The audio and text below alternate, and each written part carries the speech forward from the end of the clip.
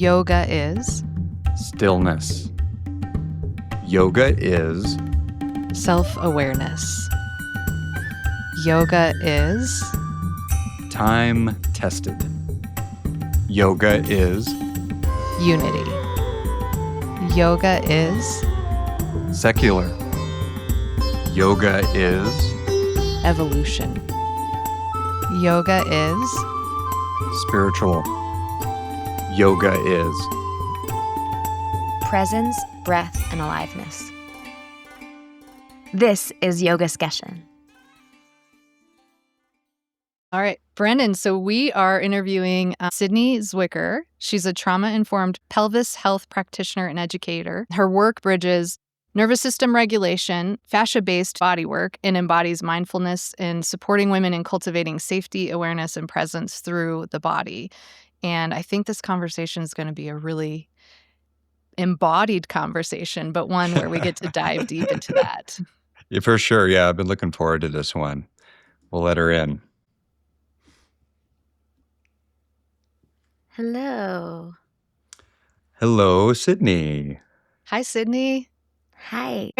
Yeah, I just want to say, wow, you are doing some incredible work for women, for the idea of being embodied. And I'm just kind of blown away by your repertoire of what you are offering folks and what you've probably explored on your own too, because like this work doesn't just come out of a vacuum, right? It's like, it's your story. So I was wondering if you could give like a little introduction of yourself and kind of how you got to where you are now. Yeah. And then we can like dive in. Perfect. Yeah. So my name is Sydney Zwicker. Today I'll say I'm a women's pelvic health specialist. I go by many titles. I've done many a thing. My work really centers around shedding the stigma of the female lived experience by weaving in the nervous system, manual therapies, and body work. But this kind of place where the female psyche and body come together to find more wholeness for women. And the idea that education is power and really allowing that to be a big flow for how women come and find wholeness within themselves. I find so much in the healing world, we focus on what is broken, and instead of focusing on what we don't yet understand, to be able to use that as a source of power and reclamation in the body and in the psyche. And so my background, like many people in the healing world, comes from my own journey with it from a young age, integrating my own sexual trauma, and kind of did the whole, what is the modality that will make me feel whole again, and put those pieces back together, what felt broken. And it took me into the psychotherapy world. It took me into body work. It took me into spirituality, and really kind of piecing those pieces together over the last, my personal journey has been 20 years, but especially in the last 12 years as a facilitator, women's health and empowerment is the short version. Yeah. I mean, there's just so much there. Like, there's so much there that we could talk about. So I was reading two things. I was reading on your website, like I just devoured everything on there. And there was one place where you wrote, the fascial network is highly intelligent. And you wrote, it's a mycelial network of the body. I just love that phrase because I also, in the different parts of my life, I work with plants. And mycelium is just like the most interesting thing. We wouldn't be here if we didn't have mycelium. Like the whole world wouldn't exist. But I loved comparing the fascial network to that mycelial network. And you continue on to say, like, it connects bone to breath, muscle to psyche, blood to memory, emotion to posture, the nervous system to the soul. And I was wondering if you could maybe just give our listeners a little like condensed version of like, what is the fascial network? Why is it like a mycelial network? And like, how do you think it works that, like muscle to psyche, blood to memory? Like those are really big connections. And I 100% agree with that. But I'm just wondering if you could maybe elucidate that for our listeners. Yeah, totally. There, I think, are many different schools of fascia thought, especially in the last decade, I'd say, or 2 decades, where in the world of the body, we're starting to give more attention to what is fascia, how does it work, instead of just this other thing that surrounds muscles or the white stuff. Anyone who has no idea what fascia is, if you think the metaphor people often use is like when you remove the skin on a chicken drumstick and you see that white stuff, that's kind of what fascia is. And the way that I am more in the school of fascia is everything and then there's other things. And that idea that fascia not only encompasses around muscle tissues and creates cells, it is our bones, in fact, that most of our tissue is some form of fascial connection. And in that, it really holds so much in our nervous system by being our nervous system, the physical structure to it. So myelinated nerves are covered in fascia. And this idea of the really magic of this tissue and this part of our organism is that it's what's called piezoelectric. And so there are electric currents that travel along our fascia. And so in that, similar to if you think of how the messages travel in a mycelium network, right? How do trees talk to each other? Our systems, all of our systems are doing that through fascia because fascia is the key that connects them all. Right? Our vasculature has fascial network to it. Our lymph has fascial network to it. Our endocrine system has that to it. And so if we think of that thread that kind of penetrates everything. And the visualization of the mycelium network, I think, is really beautiful because when you look at dirt, we think it's empty, and yet it's so full of aliveness. And, we know very little about fascia and so much about fascia, and really getting to be with that energy of what happens there. And one of the powerful things when you do fascial-based body work and start to really look at fascia in more of this holistic sense is we notice how when fascial unwinds happen, so when tissue shifts shape, that the energy and that electricity that's stuck in there is often the body guarding from an emotional charge. And if we think of emotions as energy and motion, that connection there too, how a fascial shift can change our heartbeat. It can change the cranial rhythm. It can change our mental state. There are studies going on about different types of depression and mental illness about fascial adhesions actually in the brain.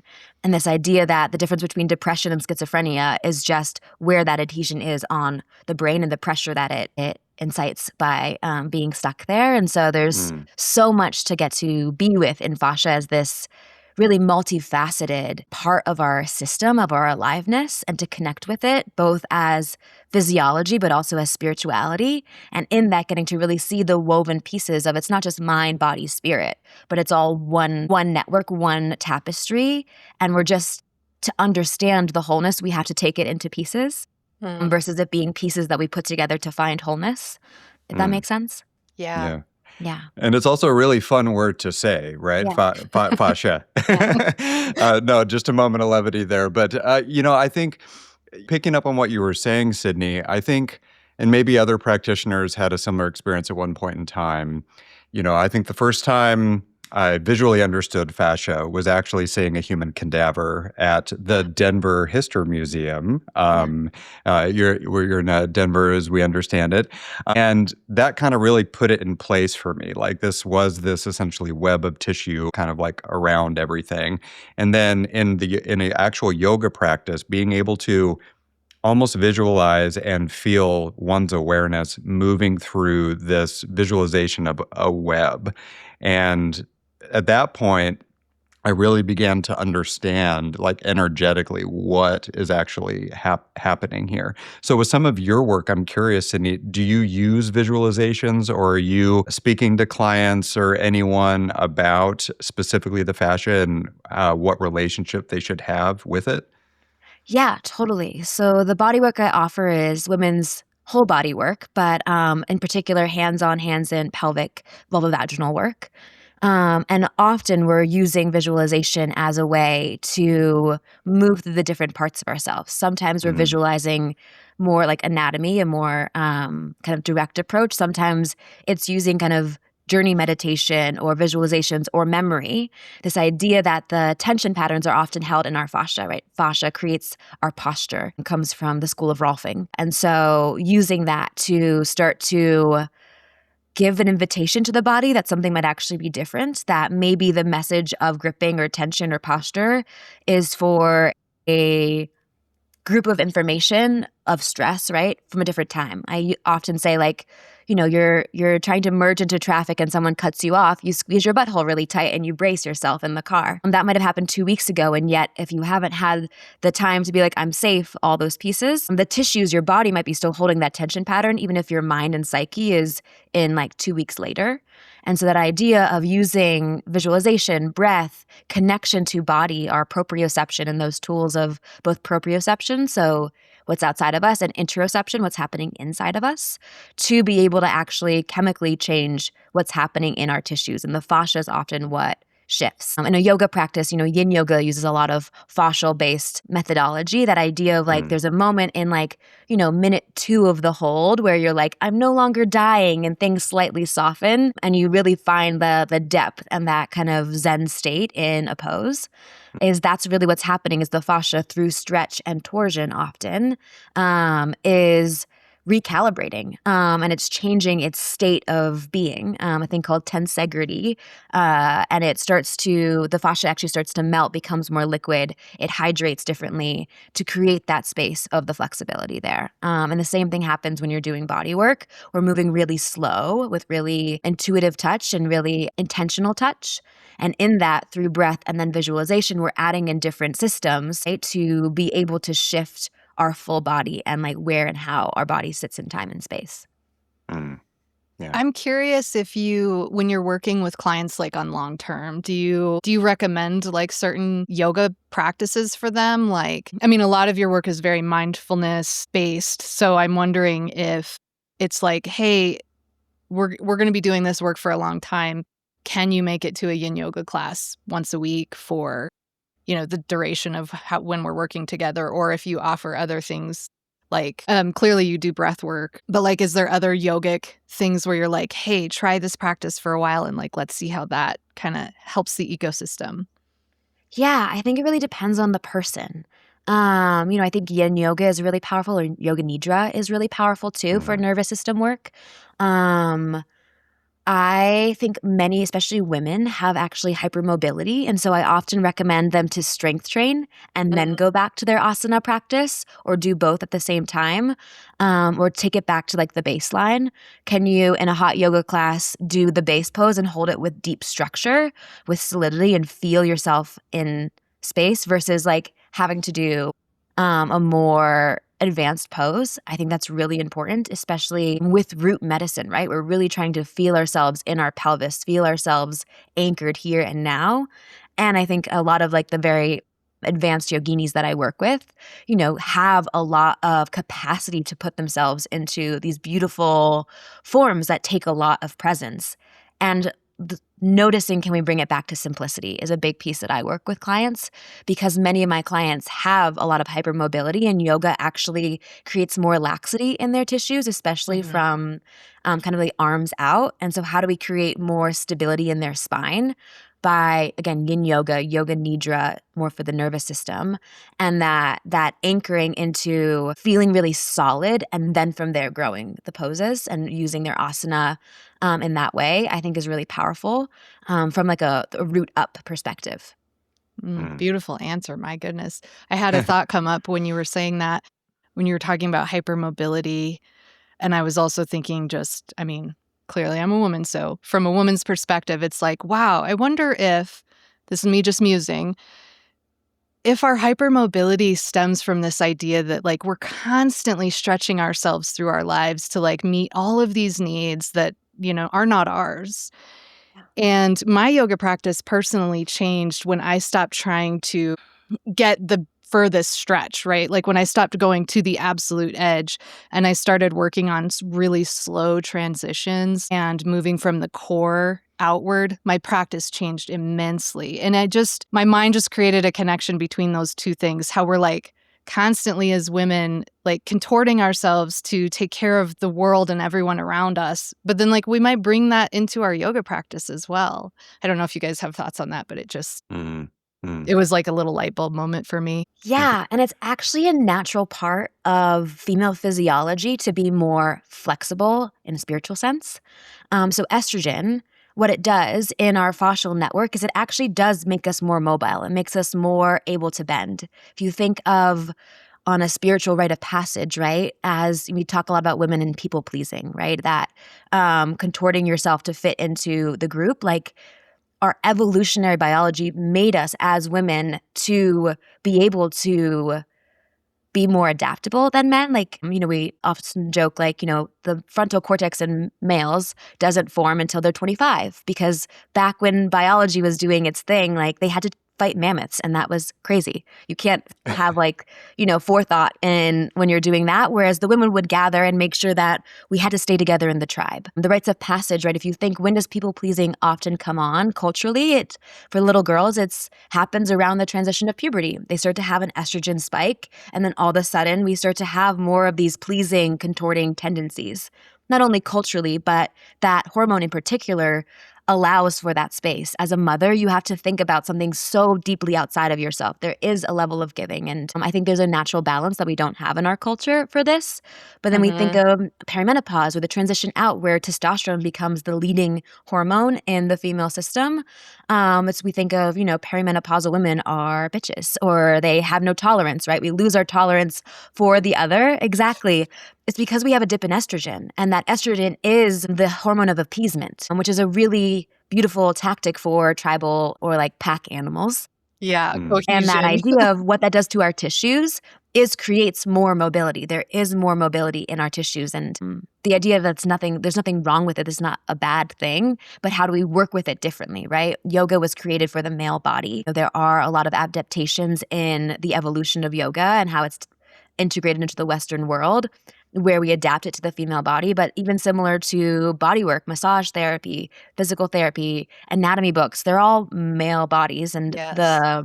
your basic thought process is that the female is just a smaller, more delicate version of the male body, but it's completely different. Our physiology does completely different things. Even if the shapes and forms of our bodies look the same, treating them as the same doesn't do it justice. And so how do we create different ways of navigating not only our yoga practice, but the way we walk in the world, the way we interact in the world, the way we have a relationship with our body is really important to remember that the context of how most of us learn these things is through the male body lens, which is not always adaptable for the female anatomy and system. Yeah, it seems like culture maybe influences this a little bit, right? There's Indian female practitioners who I've met who really use a physical yoga practice to balance what they may be going on or going through with their cycle, right? Yeah. And so I don't know if it's as simple as saying that, the Hatha yoga system was just developed for men, but it does come from a culture where, if you think the patriarchy is bad in any Western country, you should visit a few Eastern cultures. But I just think it's interesting to just think about how we can apply, even though yoga at its core, at its beginning, wasn't really about health, its evolution has brought in this health aspect of it, right? And how that can be applied in all sorts of interesting ways. And it seems like you, Sydney, have really found, I don't know if it's best to call it a lane, but you've found something that really works and connects with a lot of people in terms of managing certain aspects of their own health. On a personal level, does this come, I think you maybe touched on a little bit, but does it come from a personal experience, or what is it about with this specific focus that you've found really connects with people, or that you think is really ringing true to you? Yeah, it definitely comes from a personal experience, right? I think a lot of my work really resonates with women because we're moving through a lot of similar things. I think for many women in the women's health world, when something happens in your body, most people are like, I've never heard anyone who's ever had this before. Or whether it's in the medical system, right? Like endometriosis, PCOS, a lot of pelvic pain, right? We're told, oh, it's normal to have pain when you bleed, which is not normal. It's just very common. And so there's a level of so much shame and taboo. And this doesn't only apply to women. I always like to say, I specialize in women's health, but men are super important too. They also have pelvises that need holding, and men are not the bad guys, right? In patriarchy, and Hatha yoga is not the bad guy, all those pieces of there's a both and, right? And that idea, I think women in particular resonate with the way that I hold this work is, I really live what I teach. There's a way in which we can, especially in social media these days, talk about the things that are good for you. And it's really, I think it's a human experience, right? We're all humans. And how do we give voice to the female human experience? And getting to navigate that and understanding when we keep hitting a brick wall, especially for women, I think, is that it's to remember that we live in systems that were not made for us. And not as a way to we don't need to tear down the patriarchy. Is it a healthy system for women? No. Like, if you think of every single human on this planet was made inside of a woman's body, and yet we deeply disrespect the female body, and there's so much fear of the female body, and sexuality and expression, like, right? Every human was made from some sort of sexual act, and yet we have so much fear around the intimacy of sex. And how do we start to have these conversations to normalize them and to find out what is your truth? Because definitely my truth is not the same for everyone else. But to start to speak different truths in a space where it allows for others to be like, oh, this resonates, and to really bring in their whole healing truth for themselves, whether it's their yoga practice, whether it's the way they relate to their body, whether it's the way they relate to sex and intimacy. All of those pieces, I think, is that we're so afraid, or there's a deep fear in our culture. I think a root embodied woman is the most terrifying thing to the patriarchy. A sexually liberated woman is terrifying to the patriarchy and the systems that are here. So for both men and women, right? And women often, I think, find themselves as they start to live in their own expression of truth, whether that means in their yoga practice or in the way they walk the world, what their career is. They often find themselves more exhausted because it's swimming upstream of the normalcy. And in that, my big desire is to speak that into the field, to speak that so that there's less of that frustration of, is I broken because I'm having a hard time struggling? I mean, all humans, right? We live in a fast-paced, urgent world. You don't respond to an email in 2 days, someone thinks you're dead or you're bad at professionally. And that level of stress is not normal for how our systems were built. We've kind of evolved culturally faster than our bodies have evolved. And to understand that, just to have that piece of information to reorient, I think really helps bring more peace to the world and peace within ourselves. And when we have peace within ourselves, most of us tend to not be violent towards others. I think that's the bigger field here, right? That then brings us back to the spiritual practices of how do we remember that we're living in a pretty upside down world, as beautiful as it is. And all of those pieces weave together. And I think that's why this really resonates, and it resonates to talk about this, is because it gives that like exhale of understanding and acceptance to others, and really gives them that idea of bringing their power back versus, there are many people in my field who, like, there's a right and a wrong way. There's a yes and a no, right? Even in a yoga practice, right? You have teachers who are like, you're either doing it right, your hips have to be here or not. And instead of having this both and of like, this is the intentionality, this is the why of the intentionality, and then how do we be with what is true in your body today? And that idea for me is really so much of the yogic practice, is to what feels true today, how I'm going to show up today. It's a practice, not a perfect, right? Is the cheesy thing they always say. Yeah. Point out, like, some of what you said is so true. Like, men are not the bad guys, and that the idea of patriarchy is just as harmful to men as it is to women. Totally. I think the harm to women is more visible because, we get paid less. We are culturally expected to do more. Free labor, like unpaid labor, that's a real thing that happens. Women have less leisure time than men because we're doing unpaid labor all the time. That doesn't mean that men are bad or evil or villains. It's just like the system was created to benefit the male outwardly, but the system was created to suppress and hurt the male more inwardly. And so, like, men are suffering in ways that women, we still suffer in those ways, but maybe not so much. We have more social networks than men do that are like culturally accepted. Like, it's, we're allowed to have friends, and men are allowed to have these like very surface relationships where they can't talk about that really deep stuff. And so for listeners, I just want to say, like, this isn't like burn the patriarchy down, though that would be nice for all of us, right? Not just for women, for men too, because there's a lot of liberation for men that I think feels terrifying for men, because it's like, oh my gosh, my whole life I've been conditioned to not be able to feel my emotions except for anger, to not have close connections with men, to only have close connections with women, and only women that are mostly sexually available to me or my mother. Weird stuff like that. And it's like this system, it's running its course, I think, for us as a species. Like, it's not working anymore for men either. So I just want to make some of those things, because I don't want listeners to feel like, I'm a guy They think I'm a villain. You're not a villain. You're just as much a victim of the system as anybody else in the system. Yeah. And I'd say to build off of that too, right? Of Mm. when we act in defense, right? When we protect ourselves in a system that is out to not support us, it's just as much women as it is men that enacting that violence, right? And it's Yes. so much of the actions are in defense of trying to survive in a system that supports no human, man or woman. Yes. I love that. It doesn't support any human. Yeah. Exactly. Yeah.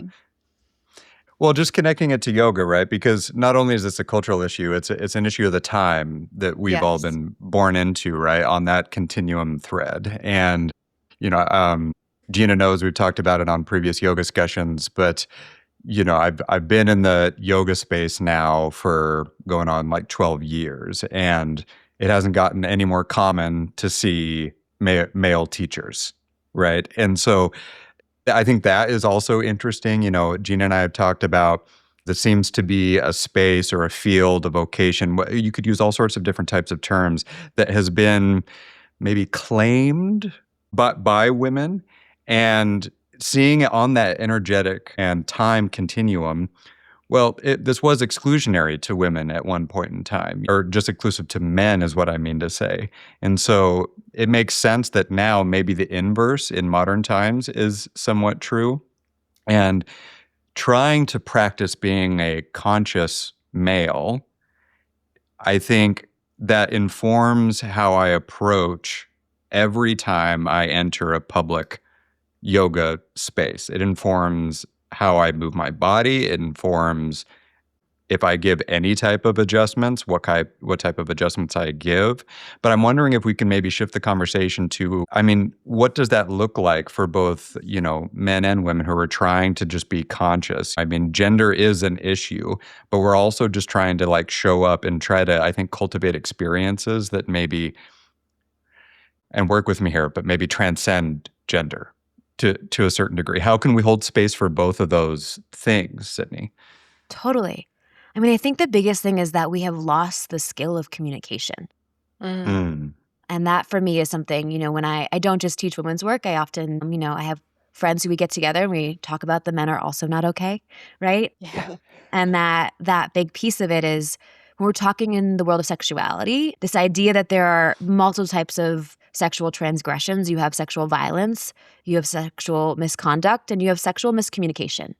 And that so many of us who have had a sexual experience that has ended in some form of, we'll call it trauma, just to keep it simple, often comes from sexual miscommunication, right? That, especially since Me Too, men are afraid, right? They're afraid to engage. There is so much icky that has happened in the world, and I'm not saying that that is not true in any way, but this idea of how do we start to communicate about what's happening when a rupture happens and the small ruptures happen.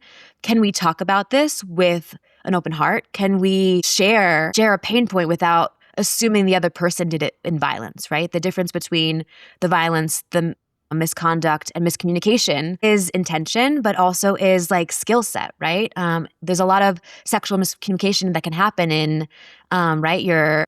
Maybe you are drinking a little bit and you and your partner have sex and you weren't ready, or it didn't feel good, but you didn't know how to say so, or you went into appeasement because that's what the nervous system can do. Is that a violation?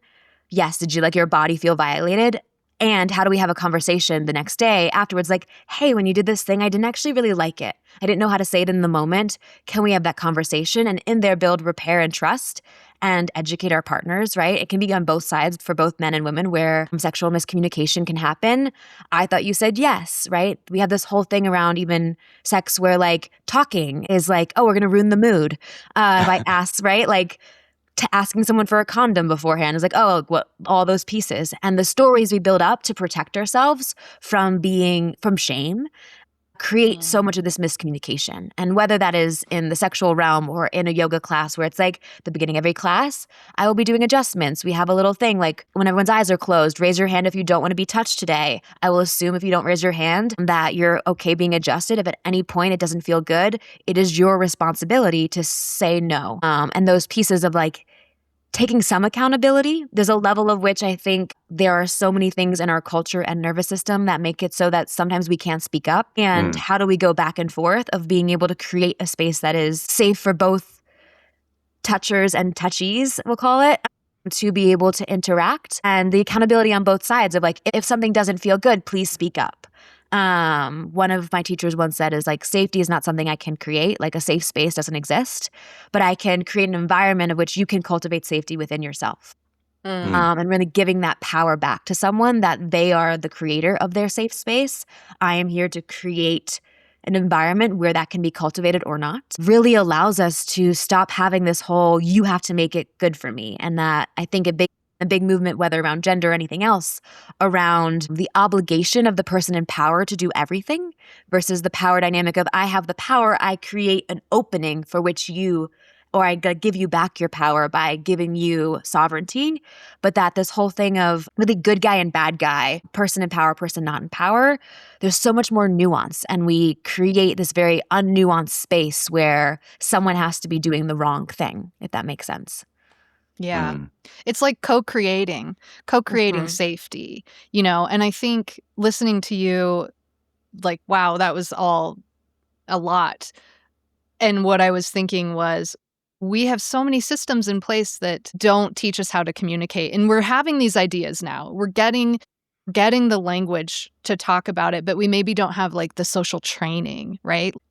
How many people have had a conversation about safety and touch? I mean, like, we have the idea of consent, but how do you teach consent to someone who doesn't have communication skills? Like, even myself, I grew up in the 80s with limited language. As an adult, learning emotional intelligence and having language to speak about it and explore it is like mind-blowing to me, like, and I look at my parents' generation and it's like they're like completely, not everyone in that generation is closed off to these ideas, but for them, it's like there's this language that exists now, but they're like, I can't even comprehend how to say those kinds of words because the teaching and that practice of the social practice of feeling safe enough to use the language, feeling safe enough, it's like a bridge, and it's like, here's good, healthy communication on one side, and here's like non-healthy communication. And like the pieces in between, some of them are language, some of them are just practicing these social skills. Some of these are like feeling sovereignty, like feeling like you have the ability to say what you need to. You're so right. It's so nuanced. It's so much more complex, I feel like, is a good word to use, but also kind of a hard word to use, because I think sometimes when we use the word complex, it's like, well, I can't understand it, so I won't do it. But it's like we need social training. We need to practice how to communicate well and how to feel, how to co-create safety so that we can do that. Yeah, and I think like a great way to like bring this back to yoga, right, is no one knew what tree pose was or even using the Sanskrit names for each pose. Like you went to enough yoga classes, and then when they said move into tree pose, you're like, oh, I know where this is going, right? It was a practice of doing enough yoga classes where you understood what each asana was. And I think that's the part is, right, we're practicing the social pieces. I think in particular with touch, is that we're a deeply touch-starved culture. And the more we're on the internet, the less we're actually experiencing intimacy. We feel connected because like it's like almost there, right? We're almost touching each other. But that idea of we have no skills for navigating intimacy, and that's just not like physical or sexual intimacy, but connection, presence with someone, right? Where we've highly cultivated ways of being present with self, which is really important, but like it's taken away from how to be present with another person, right? Are you feeling a lack of safety in your body because you feel uncomfortable and awkward and shame around being in a group space? Or is it because someone there is making you actively uncomfortable, right? And that felt sensation probably is the same within your body, but is there awareness around that, right? Like as a woman in a yoga class, when there are men in the room, right? Like there's a layer which when I was in my 20s, like, yeah, I felt like when I was single, I was like, oh, like, this is really cool. Someone who has something interesting. Like, there's a little bit of that charge of like, there's a cute guy in the class. I'm going to practice differently than when there's not a cute guy in the class, right? Is that the man taking away from my experience? If there was maybe not a cute guy, but someone who had like violent energy, like, is that affecting me? Or is it because it's my own story of I don't feel actually safe interacting with men? And again, that accountability piece of understanding context. And in particular, I think with touch is a really great thing to bring up, Brendan, is that we're so touch starved that any type of touch and presence we see as sexual, right? If something I often say when women come to me and like you're touching vulvas and vaginas, like how is this not sexual? And I share like, okay, if you are co-working with a friend at a cafe and you're huddled over your computer like a gremlin and a friend comes up and puts their hand behind your shoulder or squeezes your shoulders and like tells you to take a breath. You're like, oh, that feels so good. Thank you. I didn't realize how into my computer I got. Your first thought is not my friend wants to fuck me. But if you are doing this work in the genital area, right? Like I'm just gently cupping your vulva and we're breathing together and there's presence here. And I'm showing you that I'm here with you as you experience your body. There can be a fear of like, okay, what's the story I want to project onto presence and touch together? And it doesn't have to happen in the genitals, but it can happen like anywhere in the body, right? If as a teacher, you come and you hold someone's sacrum and just have them breathe into their core a little bit more or like adjust their hips ever so slightly, that's close enough to their, oh my God, I feel this person present with me and my body. And I haven't been touched in this way before. You can have a lot of story that's created there. And so the communication, the starting to normalize, bringing our hands to our own bodies, understanding where does the exhale really happen? And in that exhale doesn't have to be the story of the sexual. But again, conversations, I think are the big piece of normalizing how famished we are for intimacy and connection via our skin. Yeah, and I agree with almost everything you said, Sydney, because like you can only have these authentic conversations from a place of awareness, right? Which yoga practice helps like to build. I really love those examples that you were talking about how if a male was in a class, is that an attack on me or whatever? Like a lot of this, of course, is like coming from like an ego space, but it's also like a very real space. And I just really post Me Too, post COVID, this whole topic of physical adjustments and where it is now. I don't even think anyone could say with 100% certainty that this is where that is within the yoga teaching or public practicing space right now. I don't think anyone knows. It still seems like it's a very muddy water. And there's these lack of consent moments that I can speak to being experienced on both sides, and sometimes how that isn't really like an equal thing, right? Like for example, I've had female teachers lay on me without any hint that was coming. And if I contrast that with, as a male teacher, if I were to lay on a female student or client, I think the chances of that being received a certain way, and it is what it is in terms of just the reality of it, right? But how can we, again, circling back to that authenticity coming from a place of awareness, like for me as a teacher, this is why I'm trying to be very respectful of personal space, and I usually don't give physical adjustments unless I've been in a class with someone a few times and there's been a certain like rapport established. But I've also been in situations where I've only taken like one, maybe two classes. And then some what I would describe as a very obvious, I'm not going to use the term aggressive, but just a very, noticeable physical adjustment takes place absent consent. So how do we navigate this as yoga teachers and people in this space, Sydney? Yeah. I mean, a lot of what we're talking about, right, is power dynamics, right, in that world.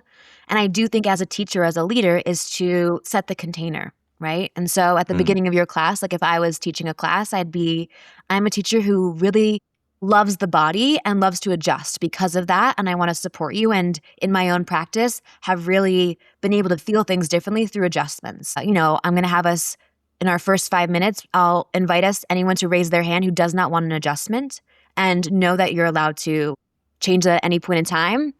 And usually before I touch someone's body, ask, can I touch you? Or if you're kind of coming around and it's, Shavasana and I'm doing little like cranial adjustments, be like, I'm going to be coming around to do any cranial adjustments. If you don't want anyone, place a hand on your belly and I'll know to pass you by. And to keep coming back and giving people options for consent, right? It's that story of, oh, this is annoying, I'm doing it over and over again. You're going to have people who hate you for asking consent all the time because they're like, I said yes once and I mean it. And you'll know those Yeah. people, right? There's a point at which you've built a rapport where they're like, hey, I'm a yes unless I tell you no. And I trust myself to tell you no.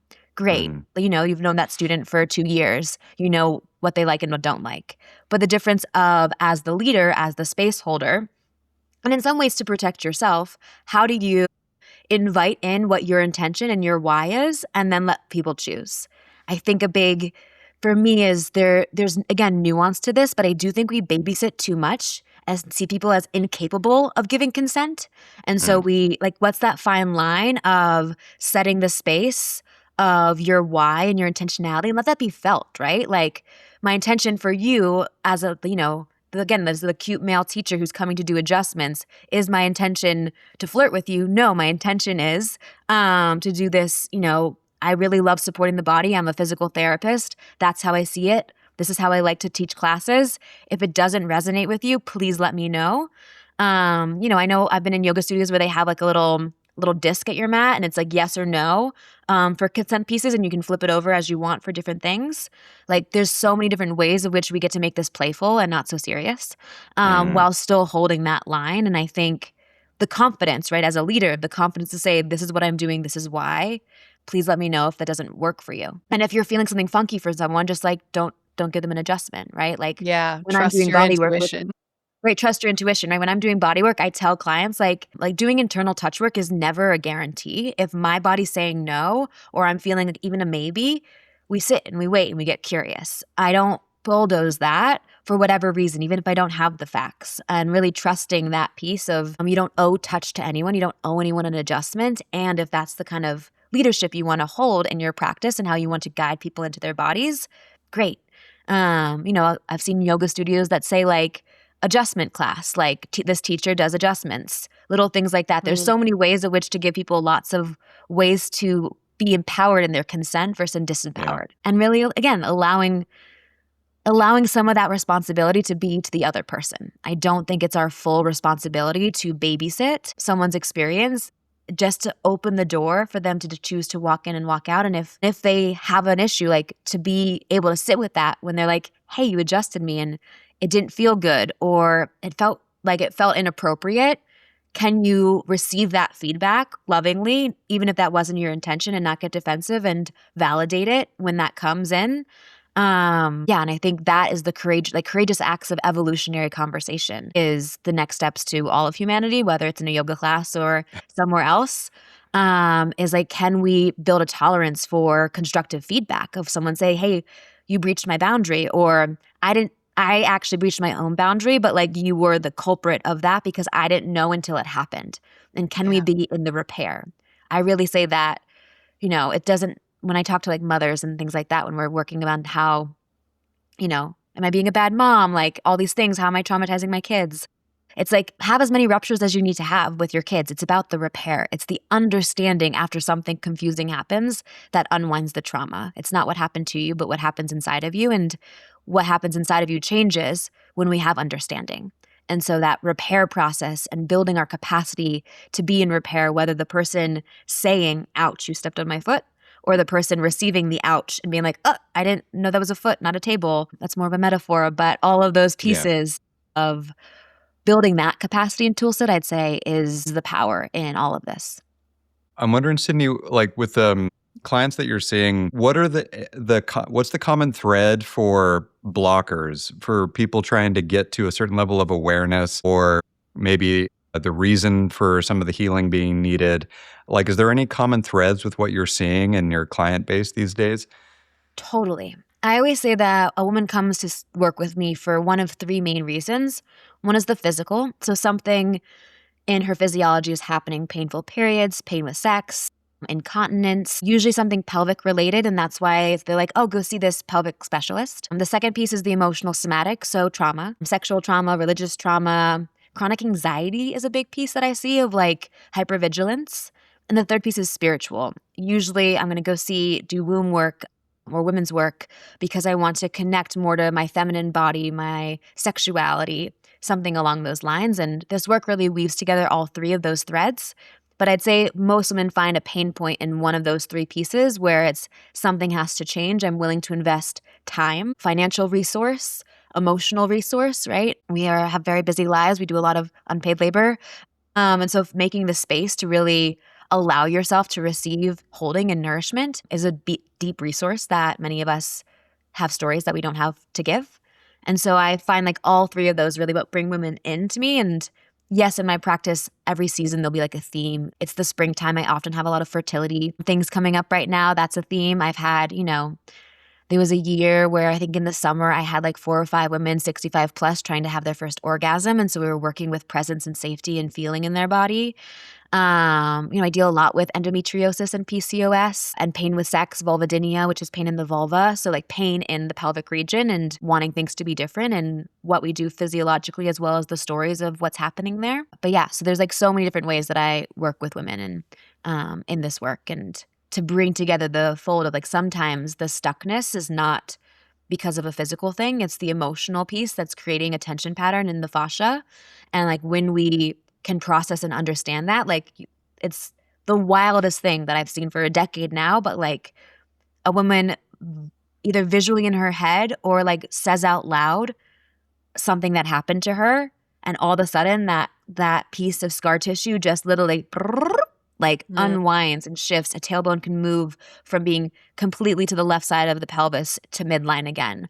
Not from me doing any manual adjustment, but like holding that tissue with presence and her sharing, often having an emotional release. Like it's a very psychedelic work, especially once we work with the vulva in particular and in vagina internally.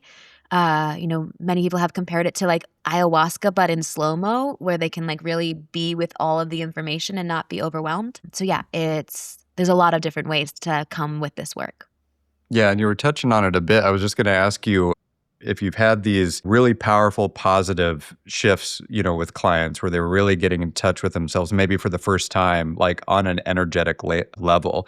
Can you maybe just speak a little bit about like maybe what you felt, in terms of, I don't want to use the term validated, but just being like grateful for being present to seeing a shift like that happen? Because it relates to people who choose to be in the yoga teaching space for a long period of time. I think that's, if you want to call it the candy or the sweetness, like when we see these positive moments happen in people in terms of however they manifest. Can you maybe speak to one of these, Sydney? Yeah. I love when Gina was talking about getting core oriented versus like being like in your core with your practice and how that shifted so much for you in your life. I'd say the same thing happens for a woman when we can come deep into our root. For many of my clients, especially from the yoga world, like the root and the pelvis is the last frontier, right? They've come out of the mind and into the body and into the heart space.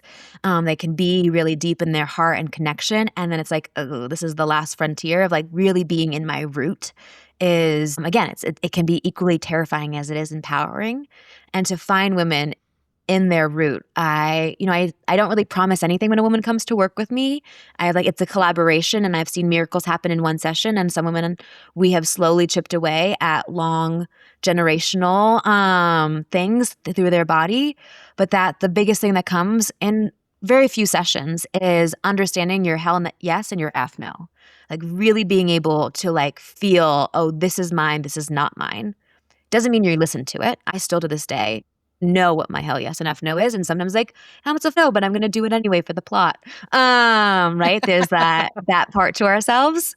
But that big intuitive, I'd say like the true animal body voice, root voice is so much, it's very black and white. And like speaking, like when I listen just to my root, it's not always my most loving steps because it doesn't take in context, but that being able to feel yourself here, being able to have boundaries, move into what does it feel like in my spinal system to not just have like boundaries as rigid, like I'm a wall, but also not be so mobile that you can't say no to things and really understand that part of yourself is so powerful. I've been blessed to hold women for 8 years now in this work and seen huge transformations, whether it's in lifestyle. I've worked with a couple of singers and like writer's block, and all of a sudden they're making prolific albums. I've seen the same of like people changing careers. Again, like I have held a woman through like between 1 and 2 sessions who had never experienced an orgasm and had 3 babies and was married 50 years. Like she came back after a couple of sessions, was like, I think I had an orgasm. Like it was this energy. Like I finally have been able to be so present in my body. I could feel pleasure in a different way. And so though I don't do pleasure work with her, like being able to take the yes and no, being able to tolerate feeling sensation all the way down into her root, into the most sacred part of her body, and then be able to transform that into her sexual practice. Like all of these things feel like huge wins. And like, again, it's a practice of presence. There's so many different ways to have a relationship with your pelvis, especially if your intention is more around sexuality. And I really say my lane of this work is this is non-sexual, non-agendered touch. And that, especially I think for women more so than men, but that could probably be a whole other podcast if we talk about men in the pelvis, is that this first step of like, can you feel safe in your body, but in particular in this part of the body, is about can you tolerate sensation? And that's both contractive and expansive, right? Before you have a pleasure practice, you have to be able to tolerate like a stinging, an ouchie, a numbness, and that like the full spectrum is how we get to tolerate the fullness of life. We don't just get the good stuff without the bad stuff. Like it's dulled. And that bringing that into the body is so powerful. And that's really my lane is can you tolerate the aliveness through your root? And from there, you get to build whatever sexuality, feminine expression looks like to you. I'm not going to tell you what the best version of that is. And to be able to build more of what you want and be able to tolerate when the things you don't want show up. And that really for me is the power of the root as the foundation for the rest of us. Mm. I am reading this book right now, and the part of the book that I've gotten to is talking about the chakra system and how, and the part of that book that I'm in is where they're talking about some teachers, this is in a very old context, are like, okay, you work through the chakra system and then you get, to the seventh chakra and you're just enlightened and you don't have a body anymore. But then it's talking about Kundalini. And when you were talking, I just was having all these thoughts about Kundalini, how you like work from the base up. And I feel kind of like as modern people, we've sort of skipped all that and went right into intellectualizing and like spirituality. And we're like, nah, we don't want to have a body. I don't want to have a body. It's too complicated. I don't want to feel all that stuff. But as you were talking, it was like, oh, wow. We almost have to go backwards. We almost have to work our way out of the spirituality, out of the head, back into the body, and like slowly work our way down to the root. Because as you were talking, I was like, yeah, I am way more comfortable with discomfort and pain than I am pleasure. Like I've had a lot of physical pain in my body. I've had a lot of I broke my pelvis into 4 pieces. So we'll just say that. And so it's like when you think about getting into the root, it's like, yeah, that is the base. That's where our power comes from. And as modern people who live in religious systems and other systems like patriarchal systems, we've just like bypassed the body entirely. So it's almost like we have to do the reverse work of Kundalini. We have to like come back down into our bodies to rise back up, which is also one of the teaching cues I use when I'm teaching really intense standing poses like tree pose or chair pose. Like you have to root down before you can feel the body rising up. Like you can't feel the freedom of those poses if you're up here where you're gripping, But if you root down into your pelvis and into your legs and into your feet, then all of a sudden the spine is like free. The arms are free. The head and neck are free. And you're like, oh, I didn't know there was so much freedom in this pose that I had previously been struggling with. Wow. Thank you so much for that. I always come away with something from these conversations, and it's just so beautiful. And like, just you have left me with so much. Yeah, thanks, Sydney. Where can people like look for stuff for you, either online or otherwise, in terms of what you're doing and what you're offering? Yeah, I'm on social media at Zwicker Healing Arts, mostly on Instagram, I would say. And like right now, there's just making a lot of comedy about the body because I feel like most people don't want to learn through the internet. We need to, how do we normalize the conversation? So you'll see me saying silly things and mapping vulvas onto trees and buttholes and places if you want a good laugh. There's lots of great educational content on there too, as well as my website, which is again, zwickerhealingarts.com. Yeah, I see clients here in Denver and hold immersion works with people who fly in to do this work, as well as local, as well as I teach this work now. So I have a school where I'm teaching other women to hold this kind of body work for others. Cool. Yeah. And then the last question we have for you, Sydney, is if you could describe yoga in 3 words, what would they be? Feel free to take your time. Presence, breath, and aliveness. Ooh, yeah. Like that last one. We haven't heard it before. Yeah, that's aliveness. a goodie. All right. Thanks, Sydney, for joining us for a yoga discussion. And yeah, we wish you all the best with what you're doing. Yeah, thank you both. It was a pleasure to be here. Yeah, thank you Yeah. for all the work you're doing on behalf of women and humans. And it's, I just devoured your website and I was like, this is so much. And I've just taken away so many good things to ponder on and put into my body and like learn from. So thank you.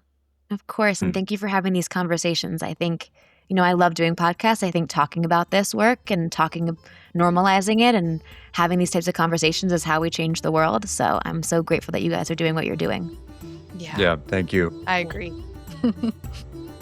Hey, listener. Yeah, you. I'm talking to you, actually. If you've been enjoying the show, please consider leaving us a review on your podcast listening platform or giving us a shout out at yogascussion@podmasana.com. Or you can also reach out on the socials. We are on Blue Sky, Mastodon, Instagram, and YouTube. Sharing a review with others helps a lot. Thanks for listening and leaving a review.